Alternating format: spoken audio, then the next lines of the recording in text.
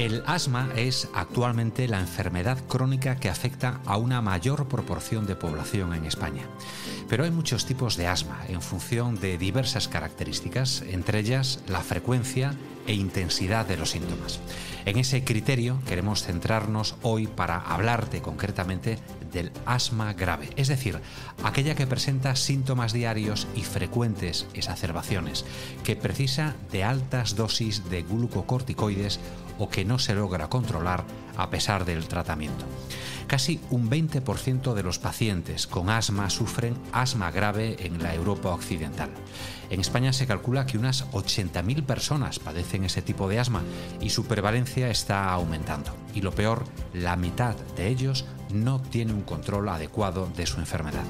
Un diagnóstico temprano, un seguimiento adecuado y un cumplimiento riguroso del tratamiento son aspectos claves para lograr ese control. Pero las cosas, ya sabes, no siempre son tan fáciles. Y para conocer en detalle qué dificultades plantea el diagnóstico, el tratamiento, la adherencia y, en definitiva, la vida con asma grave, en este episodio de Date un Respiro hemos reunido a los dos puntos de vista fundamentales, el del médico y el del paciente, en una charla que yo creo que va a ser muy interesante. Así que te invito a que te quedes con nosotros. Bienvenido, bienvenida a Date un Respiro.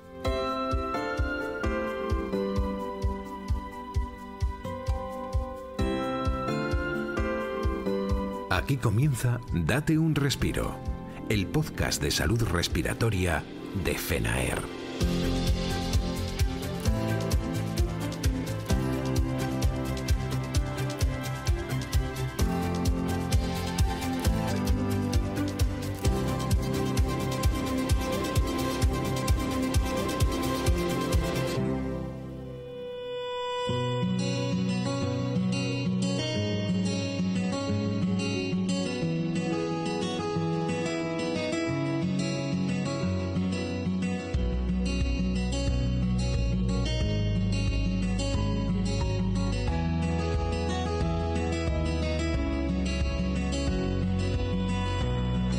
¿Cómo es vivir con asma grave?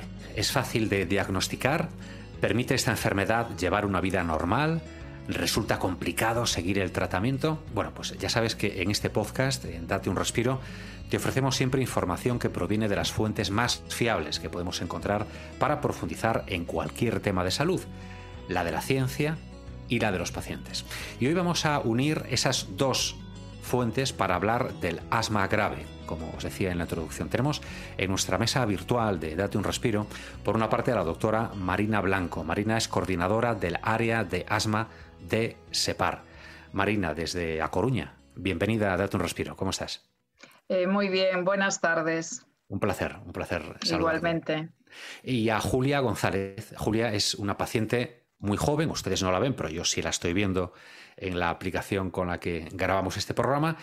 Una paciente que lleva ya unos cuantos años, pese a su juventud, sufriendo esta patología y que es miembro de la asociación Sevilla Respira. Y yo entiendo que está en Sevilla. Julia, bienvenida.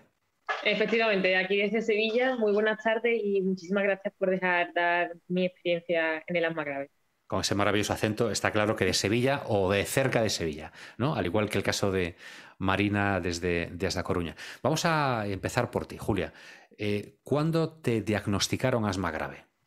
Pues mira, me diagnosticaron asma grave cuando yo tenía alrededor de 14, 15 años, es decir, yo ahora mismo tengo 23, voy a hacer la semana que viene, pues hará como 7, casi 8 años que soy diagnosticada de asma grave. Bueno, este camino ha sido muy largo hasta el diagnóstico de asma grave, porque antes he intentado pues hacer diagnóstico diferencial de muchas otras patologías. Incluso, bueno, mi asma no empezó por ser asma grave y debutar con crisis muy fuertes, sino que empezó con asma por sobreesfuerzo. Era simplemente que, bueno, yo hacía atletismo y en pequeñas carreras que hacía un esfuerzo un poco más excesivo, pues me ocurría el asma, y esto fue empeorando hasta llegar a un asma en el que simplemente sentada, que me cogió en una época un poco complicada, en plena adolescencia, en el instituto, que ya contaremos adelante un poco las dificultades que esto me ha presentado en estos años.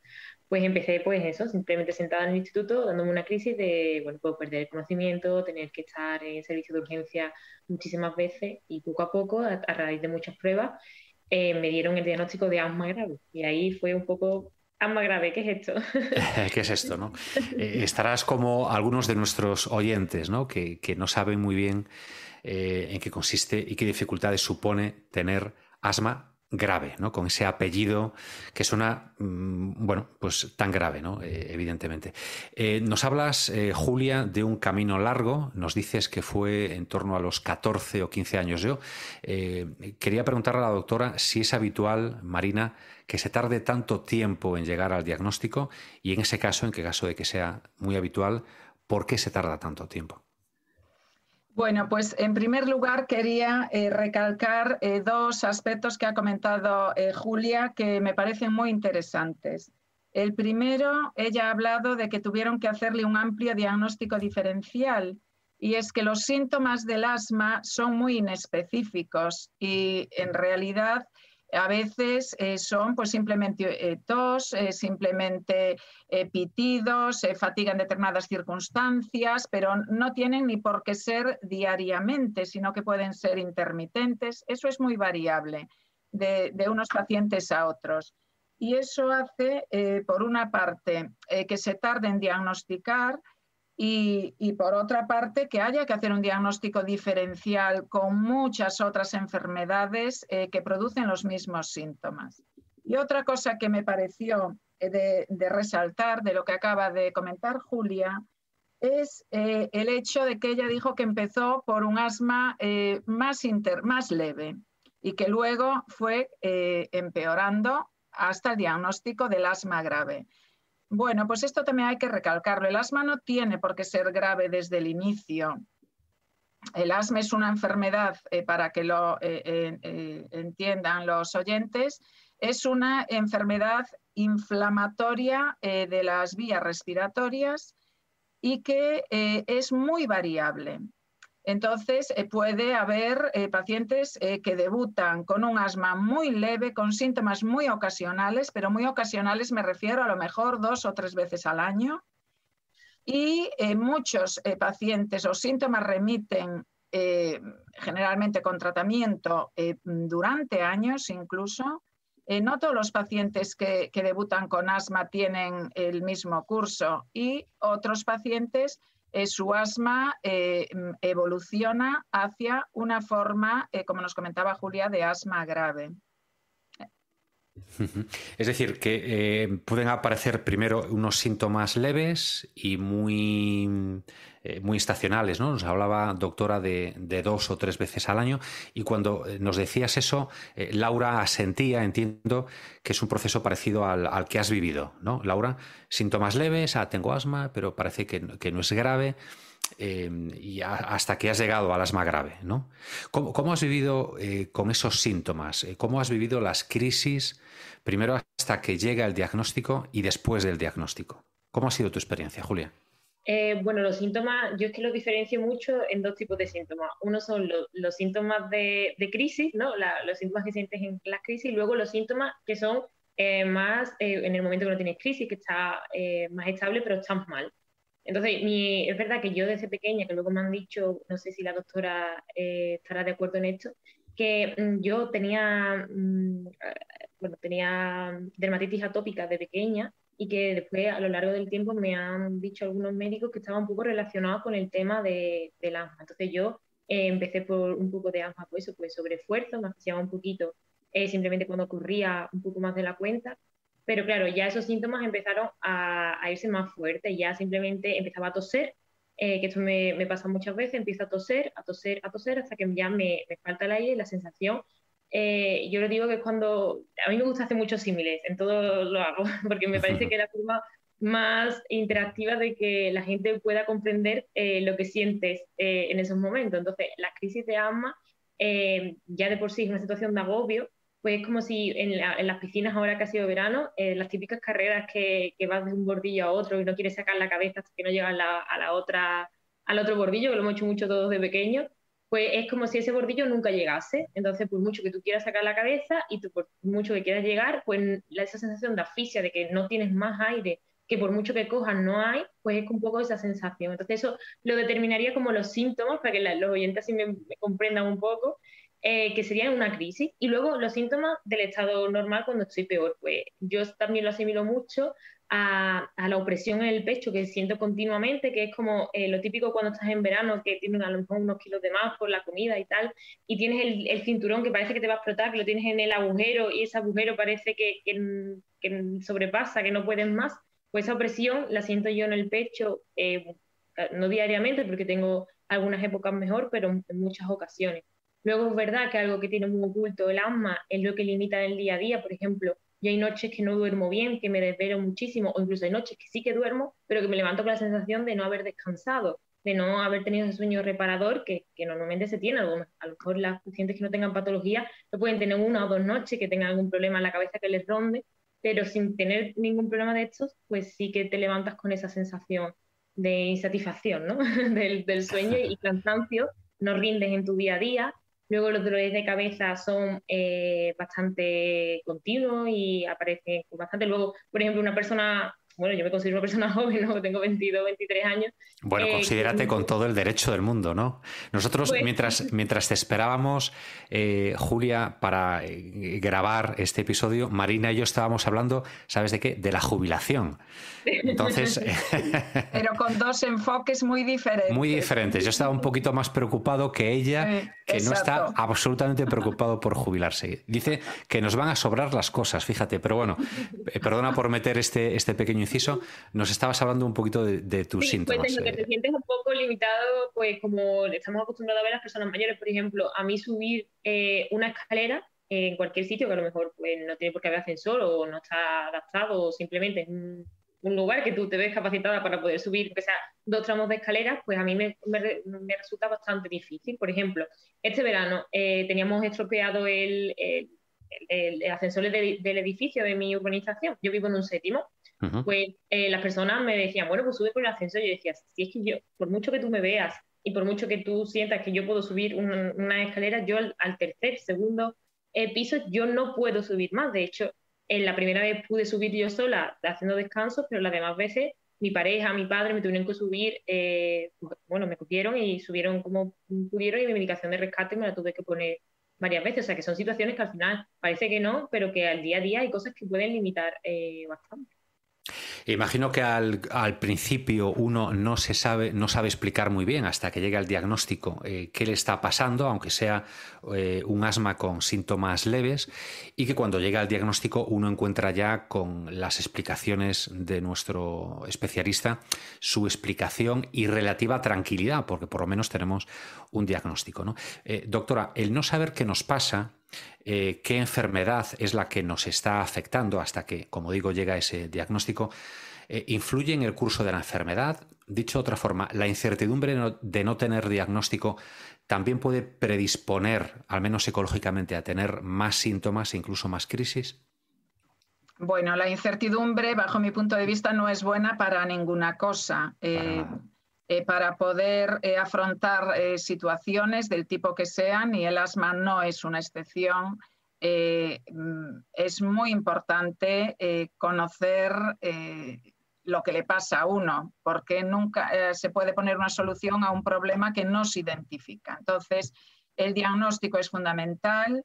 Y es uno de los problemas del asma. El asma es una enfermedad que se caracteriza por mucho infradiagnóstico, es decir, que hay muchos pacientes que son asmáticos y no están diagnosticados, y también por mucho sobrediagnóstico. Muchos que están diagnosticados de asma no lo son. Por eso, nosotros siempre que hablamos de asma decimos que hay una serie de pasos obligatorios a seguir. El primero es asegurarse el diagnóstico, porque, aunque me reitere un poco, muchos pacientes que no mejoran del asma, lo que les ocurre es que no tienen asma, tienen otra enfermedad que se ha diagnosticado erróneamente de asma. Por tanto, lo primero, el diagnóstico, y lo segundo, el tratamiento. Y en este sentido, Julia ha expresado muy bien los síntomas, como no podía ser de otra manera, porque nadie los puede expresar mejor que el que los vive en su propia carne. Es cierto que lo he hecho de una forma muy, muy gráfica, ¿no, doctora? Sí, pero bueno, lo ha hecho muy bien, sí, perfectamente. Sí. Pero yo quiero añadir un matiz. Los síntomas típicos del asma son esos, o sea, son lo que llamamos técnicamente disnea, pero que es sensación de ahogo, de falta de respiración. Eso puede afectar solo por el día, pero puede afectar por la noche. Ella ha reseñado los síntomas nocturnos, que siempre le preguntamos nosotros a los asmáticos si tienen síntomas por la noche. Y ha recalcado otro aspecto también muy importante, que es las agudizaciones, las crisis, para entendernos. Es decir, que hay pacientes que están muy mal en el día a día, tienen ahogo, tienen opresión, se despiertan por la noche con tos, con pitidos, con fatiga, pero no tienen, ese es su estado de mantenimiento, digamos, pero no tienen crisis que les obliguen a ir a urgencias o que les obliguen a ingresar. Sin embargo, hay otros pacientes que tienen esas crisis y esas crisis conllevan mucha afectación de la calidad de vida, porque ya cuando hay que dar el paso de andar por los servicios de urgencias, de andar por los hospitales, eso supone, bueno, una merma muy importante.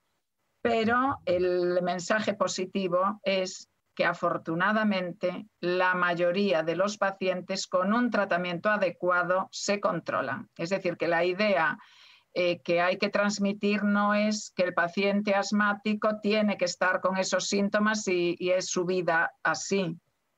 No, la inmensa mayoría se controlan con tratamiento, incluso a veces tratamientos de un inhalador con una dosis baja, la mayoría.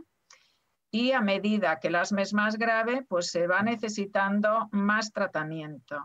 Y seguramente luego hablaremos de aspectos del tratamiento y me reservo para después. Pero hay mucha esperanza en el asma grave, eso sí lo quiero decir. Así nos gusta. Julia, para que veas que la doctora Marina Blanco es muy optimista, no solo con el tema de la jubilación y de las pensiones, que es de las poquísimas personas, o la única que yo conozco, que dice que nos va a sobrar con respecto a aquello que podemos necesitar, sino en el tratamiento y en el seguimiento de los pacientes con asma y asma grave. Hablemos de eso, del seguimiento habitual de pacientes con patologías crónicas. Parece que el asma grave exige un control que va más allá de ese seguimiento típico habitual, ¿no? Doctora, ¿crees imprescindibles las unidades especializadas y multidisciplinares? ¿Beneficia a los pacientes que se les haga el seguimiento en esas unidades de asma grave frente a los servicios habituales de alergología o neumología? Bueno, pues eso sin duda, porque el ingrediente fundamental de las unidades de asma es que hay profesionales expertos en esa patología al frente. Y eso es el matiz. Yo si tuviera que resaltar algo de las unidades es eso, que los profesionales que están ahí están todos los días viendo pacientes con asma grave. Y eso es lo que da la experiencia y el mejorar. Se mejora mutuamente los pacientes con las aportaciones de los profesionales, y los profesionales, si ven muchos pacientes, también mejoran. Entonces, no hay duda, porque además desde las unidades se puede coordinar todos los otros profesionales que están implicados en el asma grave, porque va acompañada a veces pues de lo que nosotros llamamos comorbilidades, pero que en realidad son pues otras enfermedades que acompañan al asma grave, como es a veces lo que ya se ha mencionado. Hay mucha repercusión emocional o psicológica en un paciente que tiene asma grave, que le limita su vida.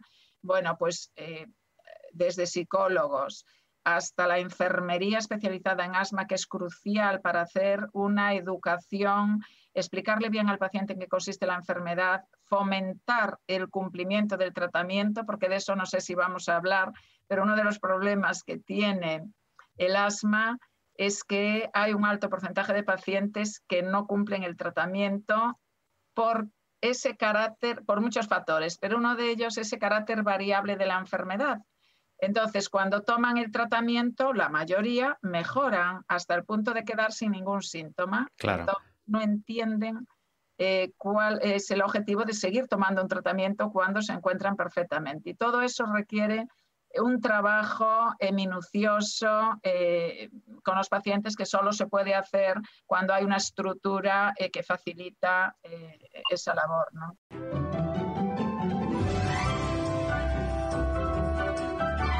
Estás escuchando Date un respiro. Pues sí tenemos previsto abordarlo un poquito más adelante, pero ya que lo sacas, el tema me parece muy oportuno preguntarle ahora a Julia sobre si sigue el tratamiento, pese a que pueda notar una mejoría que le pueda llevar a pensar, es que ya no necesito seguir con esto, ¿no? Pues sí, pues la verdad que yo he pasado por fases. También es verdad que me cogí una época de adolescencia en la que todos nos creemos superhéroes, súper por encima de todo y todo eso. Pero sí es verdad que yo he tenido épocas de rebeldía en mi enfermedad, contra mi enfermedad y contra el tratamiento. No quería que nadie se diese cuenta de que tomaba medicación. Me encontraba bien en algunos momentos. Como dice la doctora, yo tengo épocas buenas, como yo digo, y épocas malas, en las que aprovecho la época buena a hacer todo lo que no puedo hacer en las épocas malas, y poco a poco, y con la edad también, pues voy asimilando que en la enfermedad es así, que voy a tener épocas buenas y épocas malas. Y con el tratamiento he tenido eso, pues mis disputas con él. Yo también, como antes hablaba la doctora, de que el tratamiento psicológico y psiquiátrico lo veo súper importante, porque yo pasé por una pequeña depresión al principio, luego por una anorexia, estaba un poco relacionado con el tema del asma también, y bueno, un poco de ansiedad que hacía que al final me agravaba el asma, porque al final, la salud mental influye en todas las enfermedades, vamos, no solamente en el asma, y en las crónicas también, y pues bueno, una ansiedad nos va a ayudar a tener mejor control del asma si encima tienes sensación falsa de ahogo, ¿no? Porque todo lo incrementa un poquito más. Tu testimonio es interesantísimo, ¿no? Me parece muy, muy interesante para tratar de comprender a las personas más jóvenes que tú ahora, que están luchando contra un asma grave y que son adolescentes y que, como tú, quizá estén también, creo que decías textualmente, luchando contra el tratamiento, ¿no? Es verdad que yo hubo una época, perdona que te interrumpa, ¿sí? que bueno, pues la máquina nebulizadora, que algunas personas pues se verán un poco, que entenderán de qué hablo, en la época que estaba peor de la crisis, incluso llegó un momento en el que salía y la llevaba en el bolso, o sea que llega un momento en el que te reconcilias con tu tratamiento y con tu enfermedad. Pienso que todas las enfermedades y todos los procesos llevan un duelo y un momento en el que no lo aceptas, lo niegas, y otro momento de aceptación. Y ya llegó un momento en el que, siendo bastante pequeña, pues no me quería perder, no quería llevar una vida diferente después de todo lo que me limitaba, y a las reuniones que iba con mis amigos en ese entonces, pues yo en mi bolso, buenísimo y estupendo, de súper mono, pues iba con mi máquina y mi medicación, y a lo mejor tenía que, cuando no había COVID, ¿no? Me enchufaba en cualquier baño de cualquier bar si me encontraba mal, y iba cargando con él. Como un complemento más, ¿no? Como otros llevan el cargador del móvil o cualquier aparato. Nos hablas un poquito de tus primeros años, ¿no? De tu adolescencia con asma grave. Y ahora nos decías que tenías 21. Me gustaría saber, y seguro que ya los oyentes también, cómo es tu día a día, qué limitaciones tienes. Ya nos has hablado de que vives en un séptimo y que llegas al tercero, y a partir de ahí sí necesitarías el uso del ascensor. Sabemos que has estudiado una carrera. Me imagino que te ha supuesto quizá algún obstáculo para tus estudios. Cuéntanos un poquito sobre todo esto, Julia. Pues ahora tengo los 23 años que voy a hacer, pues he pasado por muchas etapas, ¿no? Me debutó en el instituto, y claro, pues principalmente lo que me afectaba sobre todo era el asentismo escolar, a no poder llevar una planificación, por ejemplo, de estudio, de planificarme y ir aquí exámenes. Incluso en esos exámenes me podía dar una crisis perfectamente, o me tenía que venir la ambulancia a recogerme a clase y ya está. Pero la verdad es que tuve muy bueno, en el instituto en el que estuve después, tuve muy buena adaptación. Los profesores de aquí en un colegio de Sevilla me adaptaron todo muy bien, me daban las clases o las tareas cuando podría hacerlo, y poco a poco, pues 2 meses. Yo en el primer año de bachillerato solamente pude ir 15 días en todo el curso, wow. Pero porque fue también mi época en la que estuve peor, debutó la crisis y no podía controlar mis síntomas. Poco a poco me he ido empoderando, he ido sabiendo más de mi enfermedad, porque yo al principio quizá sabiendo que estaba mala me esforzaba más de la cuenta y eso hacía que provocase unos síntomas peores. Entonces, al final era un poco provocado por mí sin yo saberlo. Entonces, poco a poco me he ido empoderando, me he ido sabiendo más de la enfermedad con mi neumóloga, me he ido diciendo, mira, pues vamos a probar esto, por aquí esto te viene a ti mejor, porque claro, tampoco es una ciencia matemática. Entonces, lo que le viene bien a un paciente, a lo mejor a mí no, o viceversa, lo que a mí me viene bien, a otro paciente no. Entonces, íbamos un poco con lo que mi neumóloga sabía, que tengo muy buena relación con ella, íbamos probando a ver qué es lo que me sentaba mejor. Entonces, poco a poco ha ido pues, más normalizándose hasta llegar a la carrera. Yo estudio, bueno, ya que he terminado, enfermería, aquí en la Universidad de Sevilla. Empecé a estudiar por vocación, por todo lo que había vivido con el asma y no me repito para nada, estoy súper contenta. Creo bueno, que me va a ayudar también esta parte de la enfermedad a entender mejor a los pacientes, claro, a ser un poco más empática. Y bueno, en la carrera sí es verdad que he tenido muchísima más aceptación por parte de mis compañeros porque se dedican al mundo sanitario y tienen más concienciación con ellos. Incluso a mí me daban crisis en el instituto y ellos corriendo me atendían, me llevaban al 061, venía a las clases. Incluso a veces se pensaban otros compañeros que eran prácticas que se daba y venía a 061 por práctica y no, era porque yo me encontraba mal. Pero poco a poco sí que me he ido adaptando, poco a poco he sabido que, por ejemplo, a mí yo no podía ir a prácticas muchas veces, a las prácticas que yo tenía. Incluso había veces que yo de las prácticas salía yo en silla de ruedas porque me daba una crisis y los pacientes me preguntaban a mí que cómo estaba yo. Y digo, sí, pero si esa pregunta te la tengo que hacer yo a ti, no tú a mí. Y poco a poco voy aceptando que voy a tener días buenos y días malos, que esto me ha costado mucho, y me ha costado mucho también aceptar que si tengo una noche mala o me encuentro peor, no forzarme e ir por no parecer una irresponsable o no atender o no ser igual que los demás o no tener los mismos tiempos que el resto. Y me ha ayudado a no tener tantas crisis, a tener mejor control de mi asma y que eso, estar en una situación más controlada. Pero eso me ha costado, me ha costado mucho aceptarlo y no ir a lo mejor al mismo ritmo que el resto y llegar a la misma vez que el resto. Y al final he llegado al mismo sitio que las demás personas con 3 meses de diferencia simplemente.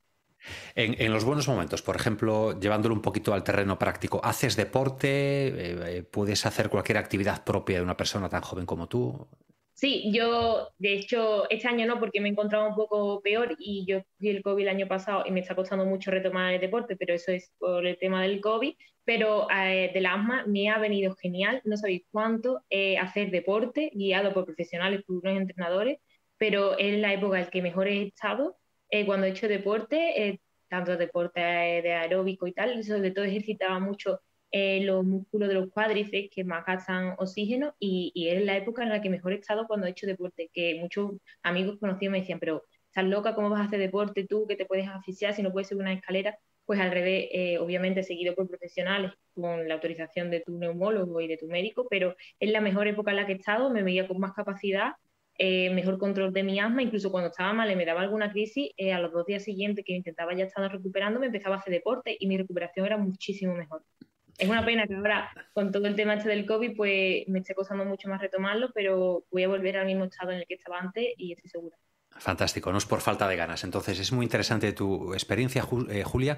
Vamos a verlo desde el punto de vista médico. Le quiero preguntar a Marina si hay limitaciones impuestas por prescripción médica para un paciente con asma grave o puede hacer una vida normal dentro de lo que él mismo se vea capaz.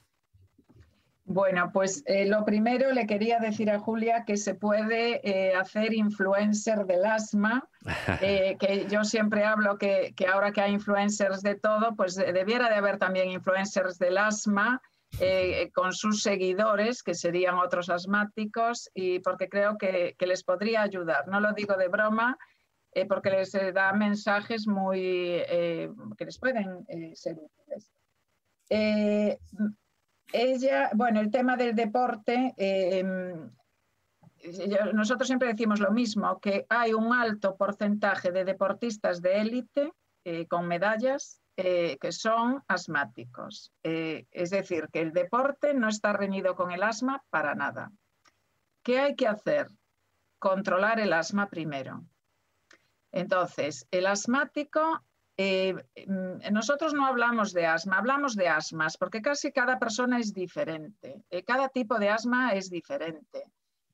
Entonces hay que hacer un ajuste de tratamiento adecuado a esa persona asmática concreta, subiendo lo que llamamos escalones de tratamiento hasta alcanzar el máximo control que se pueda alcanzar en esa persona. Y que en la mayoría de ellos, porque aunque cuando hablamos de asma grave, bueno, tenemos ese sesgo de ese subgrupo que puede ser más difícil alcanzar un control 100%, pero la mayoría de los asmáticos ellos tienen los mismos síntomas que una persona sana si toman el tratamiento y llegamos al objetivo que es alcanzar el máximo control. Y cuando nos marcamos el objetivo de tratamiento en el asma, está incluido que no, entre otras cosas, que son que no tengan síntomas ni por el día ni por la noche, ni precisen medicación de rescate. El paciente que está necesitando tirar mucho del rescate no está bien controlado de base, que no tenga esas crisis y que tenga la función pulmonar en su sitio. Pero hay otro criterio que tenemos en cuenta y es que no tenga limitación de las actividades físicas. Es decir, si yo tengo delante una persona con asma que está bien de todos los parámetros, pero me dice, yo es que no puedo estoy limitado en el día a día para realizar actividad física. Yo, si tengo más tratamiento para darle, en base a ese criterio se lo voy a dar, porque es uno de los objetivos que perseguimos. Entonces, respondiendo a tu pregunta, no está contraindicado el deporte en absoluto, al revés, como ha comentado Julia, el deporte es bueno, pero previamente es aconsejable tener el asma bajo control. Nos has dejado una idea fabulosa, has lanzado el guante de convertir, pues a lo mejor a través de Sevilla Respira, Julia, o a través de FENAER, ¿no? Si lo queremos hacer a lo grande entre todas las asociaciones dentro de FENAER, pues convertirte en una influencer del asma, ¿no? Sí, pero en ese caso... Vamos, me parece fabulosa la idea. En ese caso me gustaría que contara con la Sociedad Española de Patología Respiratoria, con la SEPAR, porque no lo digo de broma, yo es algo que no lo puedo poner en marcha por falta de tiempo, pero que estoy segura que funcionaría. Se está cerrando un negocio fabuloso, un proyecto fantástico. Y que se debe, pues formar para dar mensajes, consensuar mensajes que sean adecuados en el seno de una sociedad científica, con el amparo de una sociedad científica para que, como digo, tenga todo garantías. Y creo que, hay que ir en la medicina también hay que ir al ritmo de los tiempos y hoy en día vale más la palabra de un influencer que la de un médico. Y eso es doctora, me estás dejando pero impresionado entre una teoría y otra. Vamos a salir de aquí, Julia, con ganas de comernos el mundo. Yo, de verdad. Tú con trabajo y yo con la tranquilidad por mi pensión, además.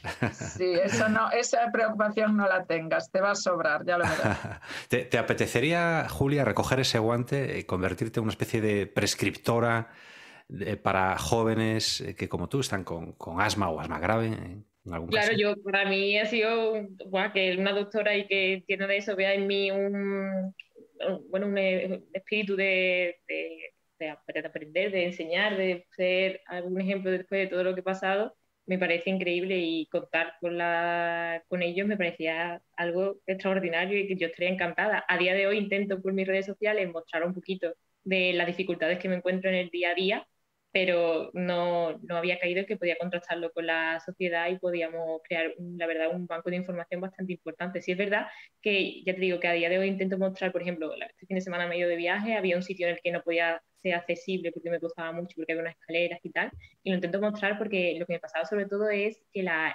sociedad que no tiene patología no me entendía, no entendía el por qué yo paso una mala noche, que, por ejemplo, mis compañeros de clase han empezado a entender lo que era el asma grave cuando me han empezado, o sea, la gravedad que tenía o que te podía estar en periodos buenos y periodos malos, que podía hacer ejercicio, han empezado a entender cuando ellos han estado en las crisis o en los momentos, o en los peores momentos, o viéndome hacer deporte. Entonces, todos ellos me animaban a decir, cuéntalo, porque hay personas que a lo mejor no saben la importancia que puede tener un mal momento de tu enfermedad y la de cosas que puedes hacer en los buenos momentos que estás teniendo la enfermedad. Entonces, un poco en el día a día intento mostrar, pues a nivel personal, pues esas dificultades o lo que consigo llegar a hacer teniéndolo, ¿no? Si voy a entrenar, pues lo muestro y lo que hago y todo eso. Pero la verdad que contar con la información contrastada y el apoyo de una sociedad me parece un proyecto para hacer y estaría encantada y fabuloso.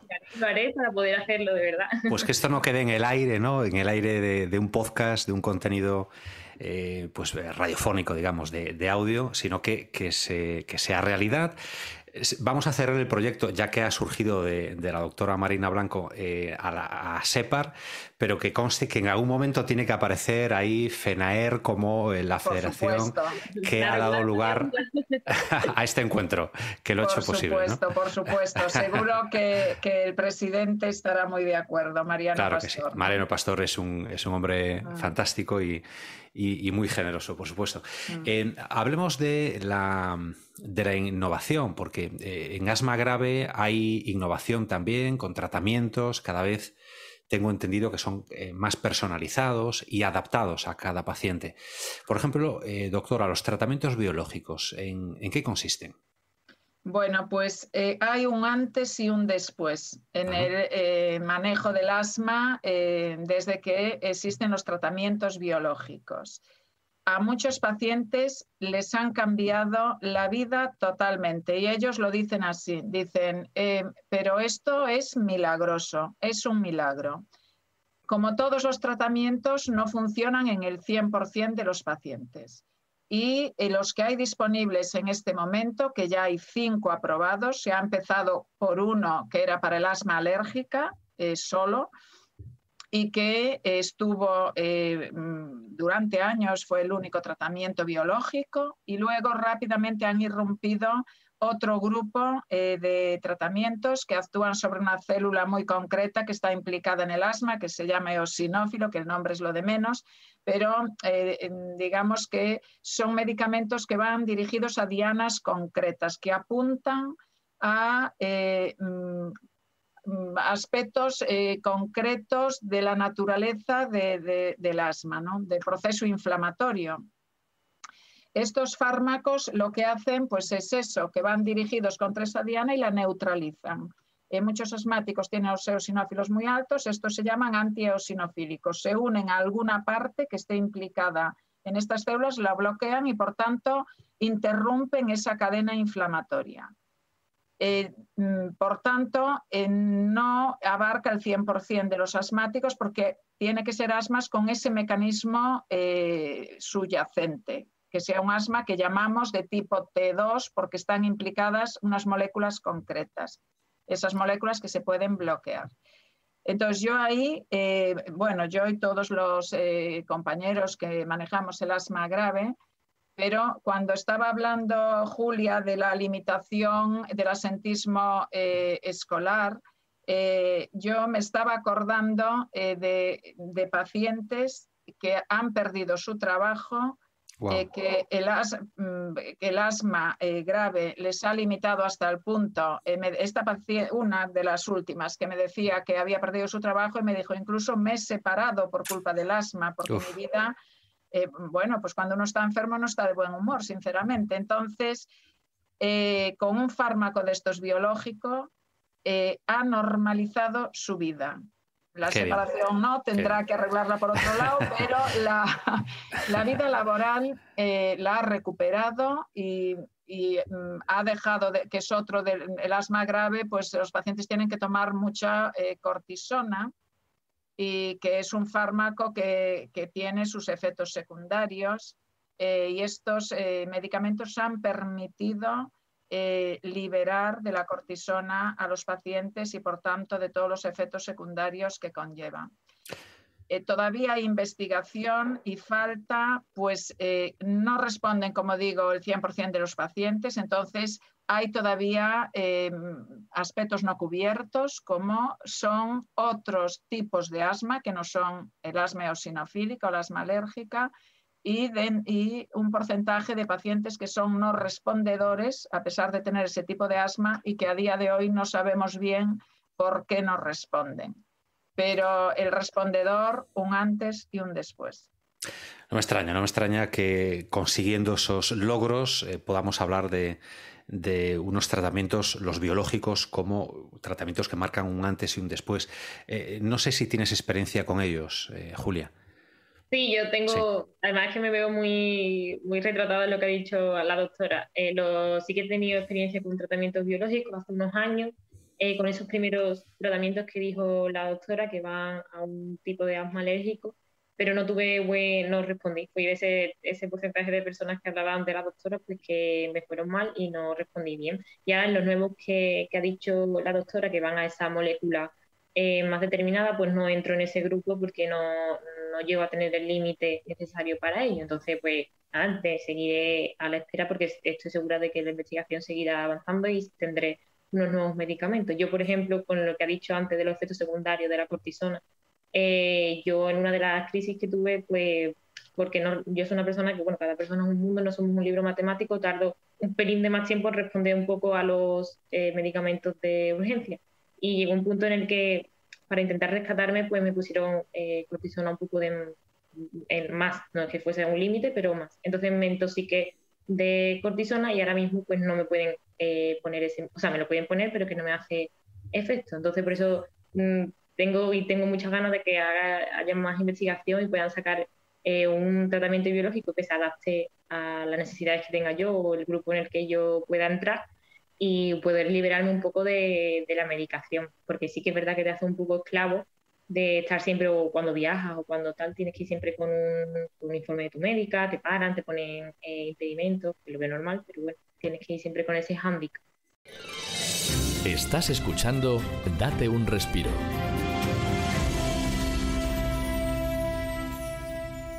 Y esas situaciones que estés un poquito pendiente siempre de la medicación cuando viajas, por ejemplo, con los amigos, con la familia. Con la familia entiendo que como ha vivido todo el proceso desde tu nacimiento, pues ya saben quién eres y tienen plenamente pues una visión muy real de lo que te pasa, ¿no? Pero, por ejemplo, amigos cercanos o no tan cercanos, en el colegio, en la universidad, conocen bien lo que es sufrir asma grave, te han comprendido tus limitaciones.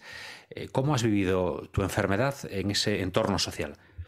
Es verdad que yo tenía el hándicap de la edad, ¿no? Que en la edad en la que más complejo te crea, menos te entiende la gente y las personas de esa edad, pues más prejuicios. Creo que es la edad top de prejuicios y de efervescencia, ¿no?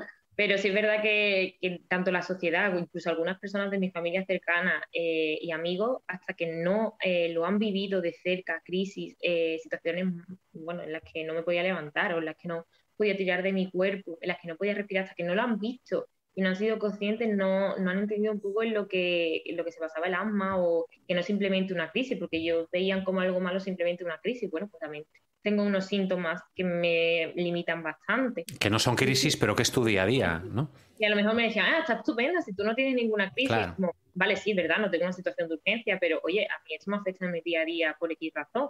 Y en la parte en las que estás bien o en las que estás más estable, te decían, pues tú ya estás curada, ¿no? Ya no tienes nada. Y era como, a ver, no. Entonces, ha sido un poco de concienciación, pero yo creo que falta mucho, porque de concienciación en la sociedad en general, no que no tenga a lo mejor una persona con patología como esta cercana. Creo que, bueno, me puede coger, por ejemplo, en un autobús y la gente no sabe cómo reaccionar. Es normal, que me parece que el asma es muy conocido y el asma grave es muy desconocido a la vez, porque por suerte, por desgracia, todos tenemos cerca o relativamente cerca una persona con asma, que puede ser alérgica, más leve o algún tipo de asma, y pocas personas conocemos el asma grave, qué es lo que limita o qué implica. O, por ejemplo, este verano yo me tenía que llevar mi medicación, la tuve que facturar, entonces me cobraban por tener que facturar mi medicación, que necesito llevarla sí o sí. Entonces todavía creo que concienciación falta en muchas enfermedades, pues en esta no iba a ser menos, y falta concienciación a las personas que no viven en un ámbito de una persona asmática grave. Porque a mí me han llegado a decir, bueno, porque yo les digo, bueno, yo tengo una enfermedad pulmonar, me limita bastante mi vida, porque pierdo el conocimiento algunas veces, porque en época tengo que ir a urgencia, y me decían, guay, ¿qué enfermedad pulmonar tienes? Como diciendo, guau, tienes una enfermedad increíblemente grave, yo qué sé, luego te puedes imaginar. Y cuando le decía, se llama asma grave, y me decía, pues yo tengo un vecino del no sé qué piso que tiene asma y en no sé qué época se ha hecho un puff y para estupendamente. Y yo decía, sí, ese asma existe, si no Es que este tipo de asma también existe y va y tiene también sus limitaciones y sus problemas, pero el mío es otro tipo de asma que limitaba otras cosas. Entonces, cuando ya dice asma grave, la gente no lo ve muy bien. Lo del tema grave no terminan de enfocar bien.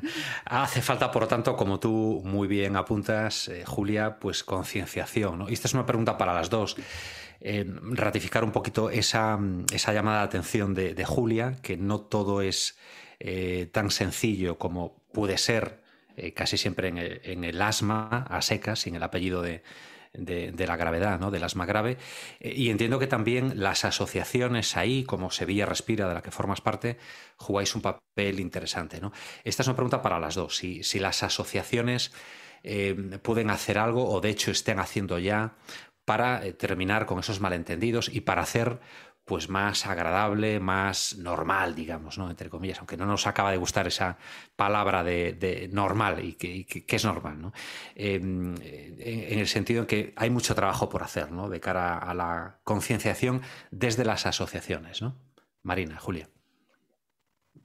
¿Quiere empezar Marina? Venga, bueno, Marina, sí, aunque bueno, de las asociaciones seguramente puede aportar más Julia, pero yo las veo positivas, del mismo modo que hablaba que en las unidades de asma había personas expertas en esa patología, pues en las asociaciones también compartes con gente que tiene tu mismo problema. Y ahí sí que es mucho más fácil que te comprendan. A mí eso con otras enfermedades que tienen asociaciones, como la fibrosis quística, me lo comentan los pacientes, que ellos algunos dicen, yo desde que entré en la asociación, pues me sentí como más arropado, entendí que me sentí más comprendido por personas que tienen mi mismo problema.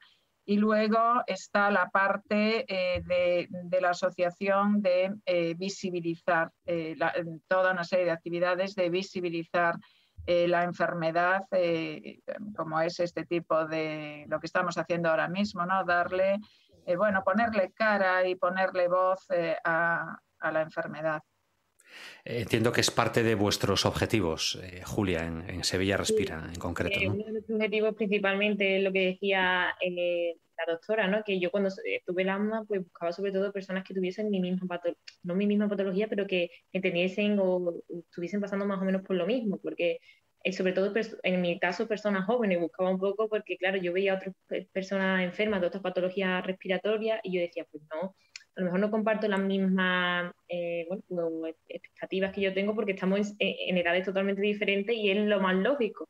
Entonces buscaba sobre todo personas pues, que tuviesen pues, mi edad más o menos, mis mismas expectativas, que me pudiesen comprender y sobre todo lo que intentamos desde Sevilla Respira, pues dar tus experiencias, saber por dónde tú has tirado, por dónde puede tirar otra persona, con la ayuda de, también es verdad que nos vienen muchas preguntas y que podemos contestar porque tenemos médicos de confianza, neumólogos de confianza que nos pueden ayudar con esa información, dar una información veraz, contrastada, que me parece súper importante que se pueda dar desde las asociaciones, no divulgar por divulgar, me parece súper importante dar esa experiencia o esas dudas que nos preguntan de manera real y luego visibilizar es mi máximo con visión por lo que yo he sufrido y ahora por ejemplo en Sevilla Respira sobre todo queremos que una persona asmática pueda hacer una vida normal siempre que esté controlada, sobre todo apoyar en eso y que puede llegar a donde quiera siempre teniendo su medicación, todo bien atado, pero puede llegar donde quiere, puede hacer una vida normal y puede hacer lo que quiera, y puede salir, y puede entrar y puede hacer todo tipo de deporte.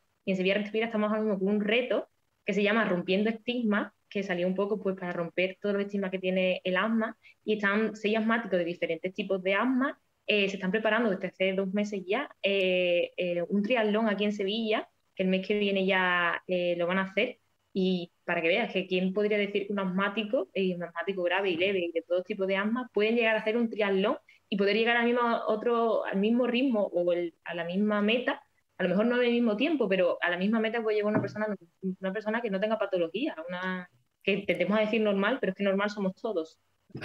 Claro, exactamente. Otra persona también, por ejemplo, yo he sufrido mucho de a lo mejor yo soy una persona muy coqueta, ¿no? Que me gusta pues, arreglarme y ponerme mis cosas y mi pintura y mis historias, y la gente no creer que yo estuviese enferma, que tuviese una enfermedad y que tuviese que convivir con ella día a día porque yo estoy buenísima, estupenda y no hace falta y no se te ve. Y muchas personas me han dicho, pero tú estás enferma, yo he tenido que decir, ¿y por qué?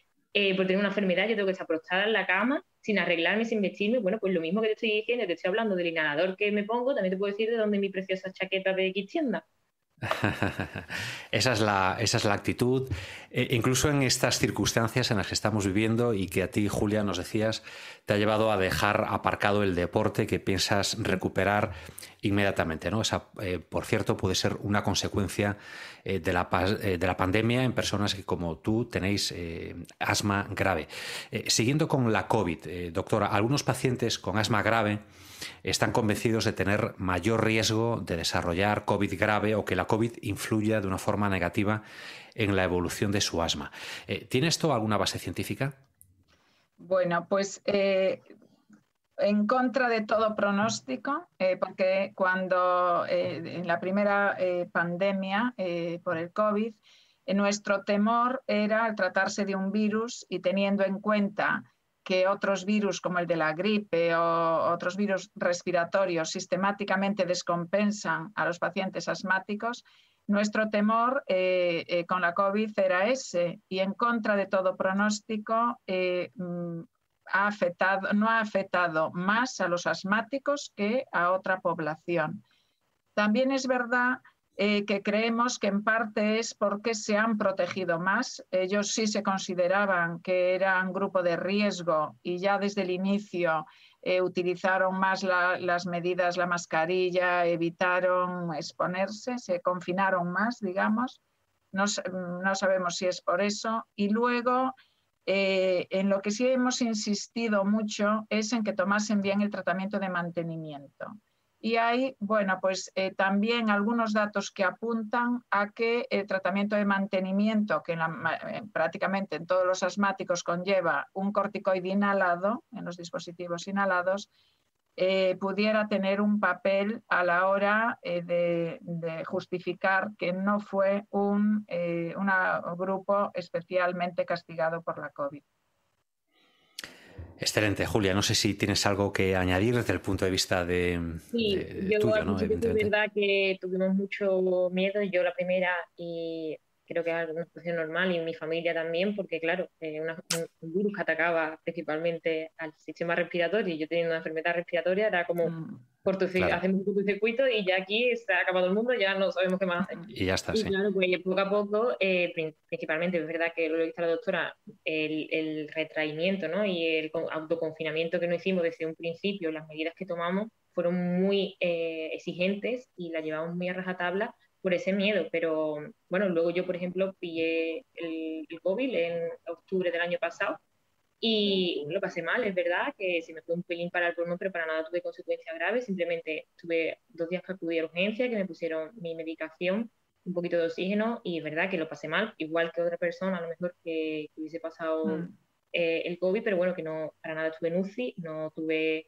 una neumonía bilateral súper fuerte y pues, tuve anticuerpos cuando salí incluso. Es verdad que yo tuve una recaída, tuve una infección que volví a tener por un contacto en enero, pero bueno, fue mucho más leve, ya tenía anticuerpos y fue todo mucho mejor. Y es verdad lo que dice, que a medida que fue pasando el primer confinamiento y la primera etapa del COVID, la FENAER y algunas sociedades científicas nos iban informando de que, bueno, que quizás la medicación que tomábamos era protectora y nos podía incluso venir hasta mejor para lo que era el asma y no ser tampoco un grupo de riesgo. Nos iban informando, íbamos teniendo información a través de FENAER, de las asociaciones que le informaban a las sociedades científicas. Entonces también eso fue un alivio tanto para nosotros como para nuestra familia. La información que parte desde FENAER o desde cualquier federación, asociación y sobre todo desde la ciencia, aquí representada por Marina Blanco, es fundamental. Marina y Julia, nos habéis dado algunas recomendaciones a lo largo de esta entrevista muy generales, tanto desde el punto de vista médico como desde la óptica de alguien que vive con la enfermedad para un paciente con asma grave. Me gustaría que nos dierais una más, pero dirigida, casi ya para terminar, sobre todo a quien acaba de ser diagnosticado.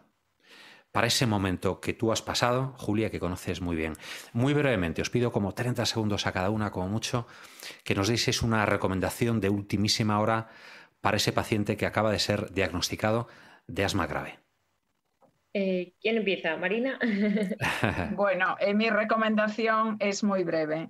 Yo lo que le aconsejaría a todo paciente es que haga todas las preguntas sobre todas las dudas que tenga, porque todas tienen respuesta, que siga el tratamiento de mantenimiento que se le indica y que siga las consultas de revisión. El seguimiento es fundamental para ir aclarando dudas, para subir tratamiento, para bajarlo, para cambiarlo. Y con eso muchos asmáticos mejoran su calidad de vida.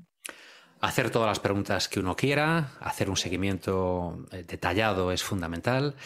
¿Y tu consejo, tu recomendación, Julia? Yo recalco todo lo que ha dicho la doctora y yo voy a ir un poco más para el tema emocional, porque todo lo que ha dicho la doctora me parece imprescindible, y yo iría más al que te empoderes, que conozcas de la enfermedad todo lo que ha dicho antes la doctora, que conozcas, que sepas lo que te va mejor, lo que te va peor, que no te esfuerces, y sobre todo tengas un seguimiento, porque es una enfermedad crónica, un seguimiento de salud mental que va a ser una base súper importante para poder llevar tu enfermedad y dar visibilidad y no esconderte nunca de la enfermedad que tienes, ni esconder la medicación, ni los síntomas, ni nada, y que lo tomes como algo natural y que mientras más lo normalices, mejor vas a vivir. Julia, no sé si se me permite una última recomendación. Por supuesto que sí. He visto que Julia insistía mucho en el tema de que no se sentía comprendida. Yo, antes de aspirar a que nos comprendan, creo que primero tenemos que comprendernos nosotros, a nosotros mismos. Y ese es el mensaje que quiero dar, que no hay que aspirar tanto a que nos comprendan, sino que tenemos que comprendernos primero entre nosotros mismos. Exactamente. Estupendo. Me parece una frase tan bonita, doctora Blanco, que uno ya no sabe qué decir para finalizar el programa, porque todo lo que diga a partir de ahora para la despedida, casi para la despedida, porque aún tenemos la suerte de escuchar a Gracia, que pone con su monólogo el punto y final a nuestro podcast, pero me parece una excelente forma de pensar que podemos aplicar al asma grave y a todo, a nuestro día a día, ¿no? Pero sí vamos a añadir una última pregunta, Julia, aunque me consta, por lo que nos cuentas, que realizas un seguimiento permanente con tus doctores, pues te invito a que aproveches la presencia de la doctora Blanco para plantearle alguna duda que quede, pese a todo, ¿no? Pese a ese seguimiento permanente que haces.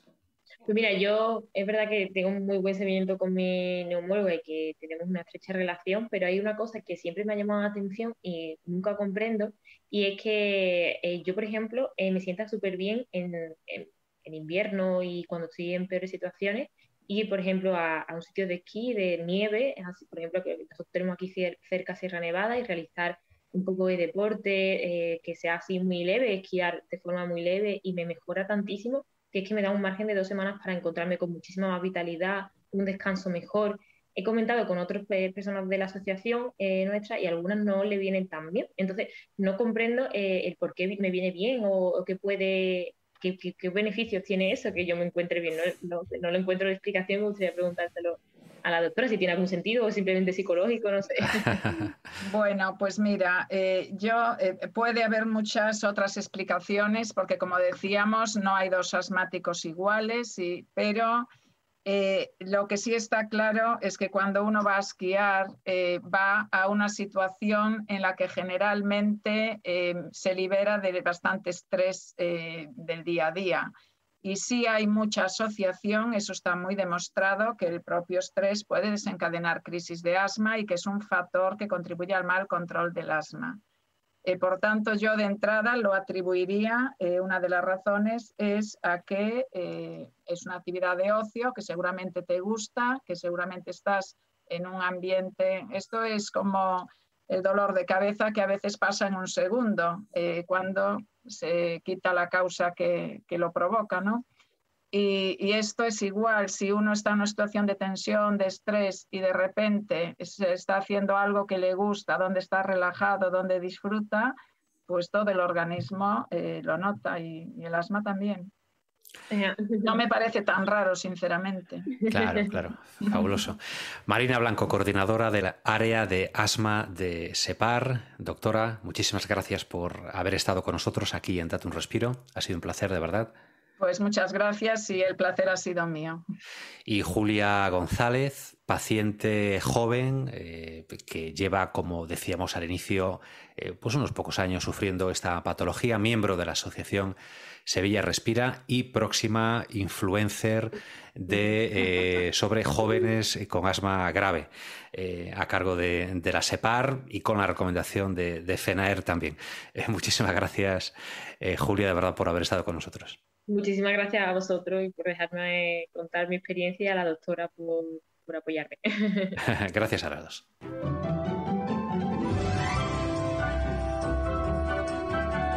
Estás escuchando Date un Respiro, el podcast de salud respiratoria de FENAER.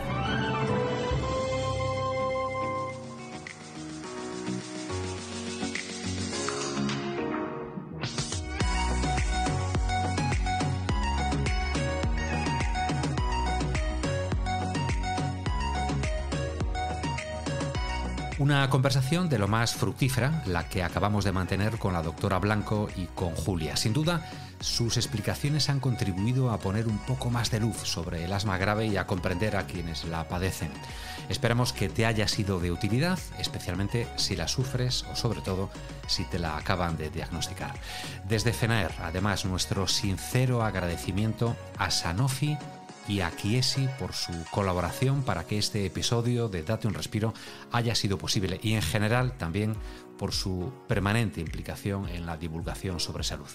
Por nuestra parte, y antes de dejarte con nuestra queridísima Gracia, te mandamos un cariñoso saludo de FENAER y del equipo que hace este podcast. Miguel Ángel Rodríguez de los Santos en la realización, Olga González y Martiño Suárez en la producción y en el guión, Elena Goyanes en la coordinación y Luis Fraga ante el micrófono. Te dejo con Gracia. Hasta el próximo episodio. Gracias por estar ahí. Adiós.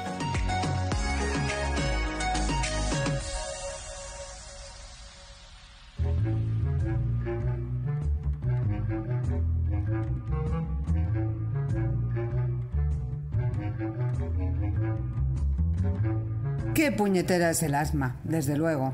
Y no digamos ya si es asma grave. Y menos mal que la cosa ha ido evolucionando. Los tratamientos y eso digo.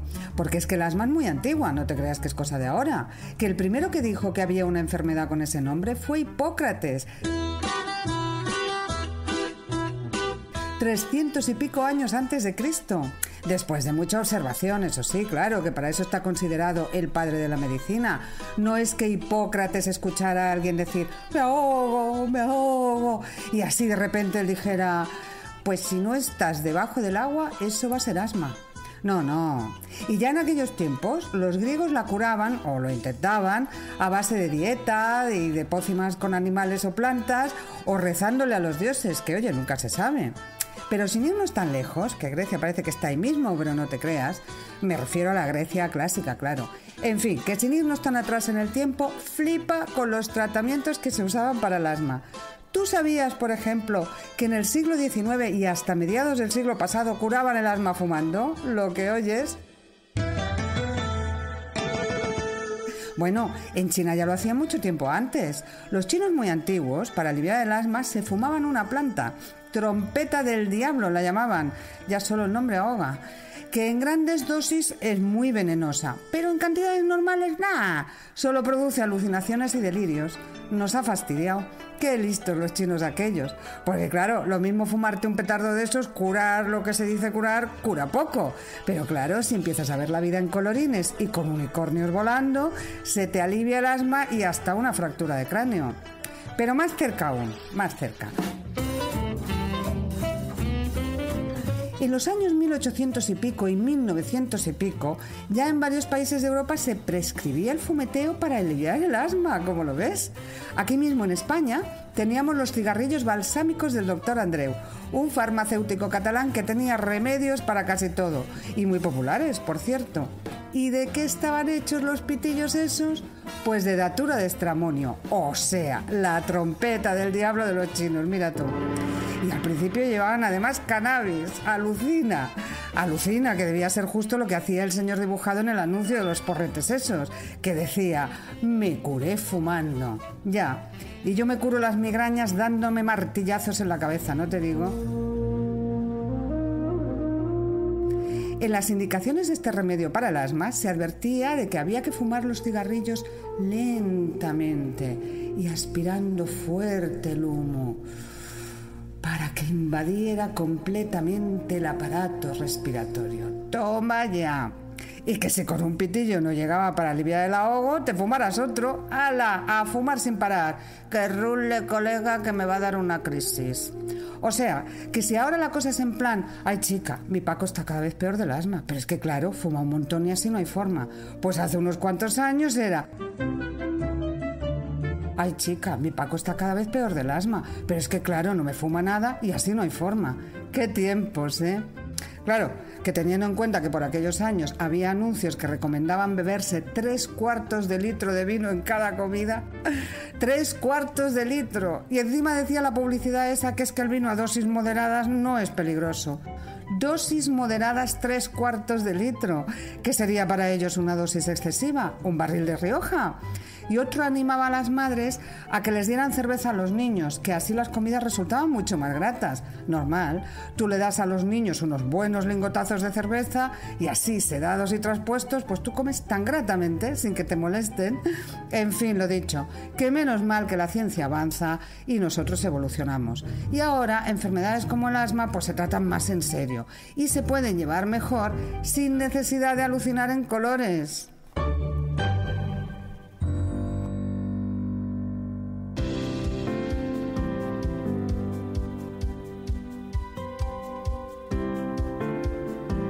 Hasta aquí, Date un respiro.